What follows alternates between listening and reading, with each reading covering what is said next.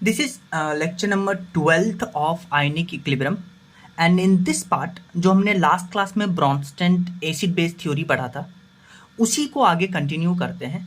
और सबसे पहले हम पढ़ेंगे कि according to Bronsted Lowry concept कि एक एसिड और बेसिस का स्ट्रेंथ कैसे पता करेंगे वो सुनिए। देखिए, ब्रॉन्स्टेड लॉरी बताता है कि अगर कोई एसिड कितना आसानी से H+ डोनेट कर दे या कोई बेस कितना आसानी से H+ एक्सेप्ट कर ले, उसको वो उतना ही ज़्यादा स्ट्रॉन्ग एसिड और बेस होगा।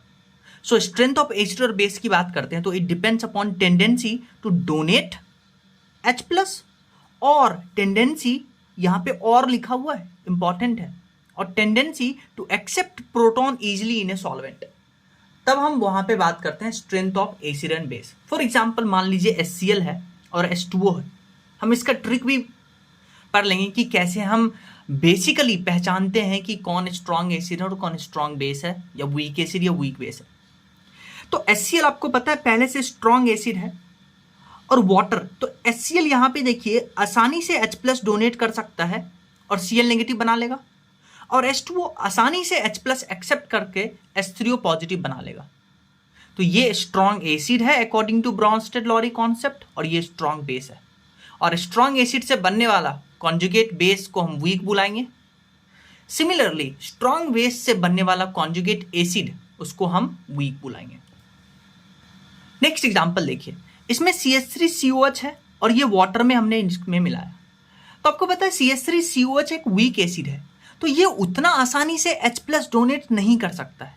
अगर ये H+ डोनेट ही नहीं करेगा तो ये H+ एक्सेप्ट ही नहीं करेगा उतना आसानी से, तो ये दोनों वीक एसिड, ये वीक एसिड है, ये वीक बेस है, और इसका कॉन्जुगेट वो स्ट्रॉन्ग कहलाएगा।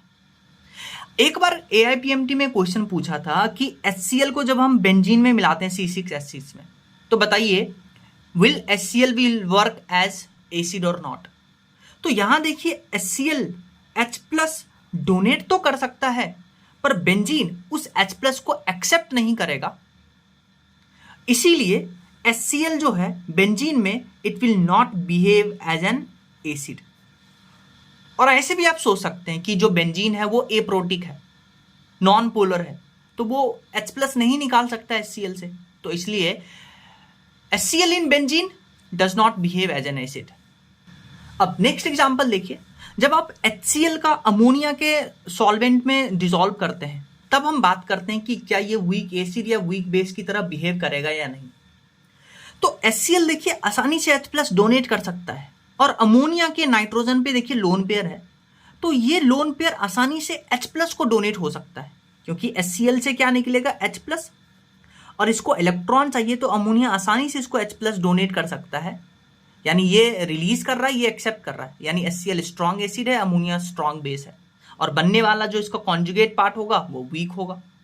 सिमिलरली HCl प्लस CH3COH के सॉल्वेंट में मिलाते हैं तो ये आसानी से तो H+ डोनेट कर सकता है, पर CH3COH उतना आसानी से H+ को एक्सेप्ट नहीं करेगा।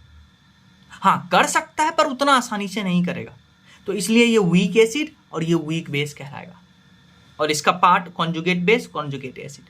अब ट्रिक क्या है वो सुनिए। अगर आपके पास एसिड और बेस दोनों स्ट्रॉन्ग है, अगर आपके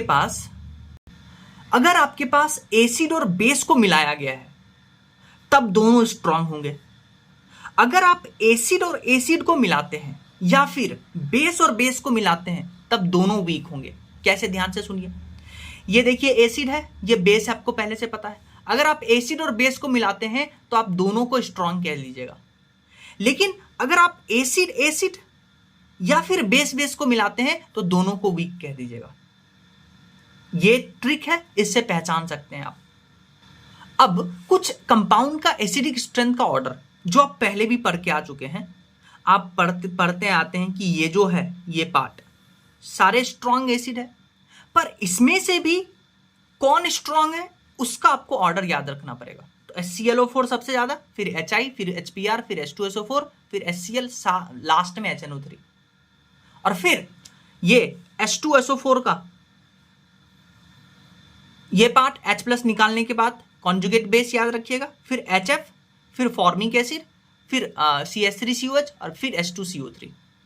तो आपसे क्वेश्चन ऐसे पूछ देगा कि which of the following has strongest conjugate base.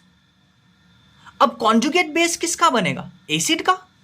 और स्ट्रॉन्गेस्ट कॉन्जुगेट बेस पूछा है तो वीक एसिड बताना है, तो वीक एसिड तो इसमें सबसे यही है, तो H2SCO3 will be the answer. तो ये ऑर्डर आपको याद रखना है। नेक्स्ट हम बात करते हैं Lewis concept of acid base, कि लुईस ने एसिड और बेस को कैसे डिफाइन किया था। अकॉर्डिंग टू लुईस, एसिड एक ऐसा स्पीशीज है जो क्या करता है, लोन पेयर को एक्सेप्ट कर सकता है। एक ऐसा स्पीशीज जो लोन पेयर को एक्सेप्ट कर ले उसको हम एसिड बुलाएंगे।